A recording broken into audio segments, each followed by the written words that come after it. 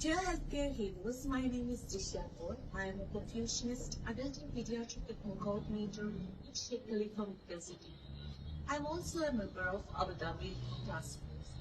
I am very thrilled and honored to be part of Swaacelso ECMO Conference 2024 that will be held in Kuwait. I will be participating as a faculty in many workshops like cannulation, troubleshooting and pediatric ECMO simulation workshop. These workshops are designed to incorporate all the members of ECMO team, including physicians, perfusionists, nurses, physiotherapists, and artists. It is a separate track for adults and pediatric practitioners. Well, I explained to you the reasons why you should be there. Besides gaining expert knowledge, you will have the chance to network with the best in the field and acquire skills you can use right away.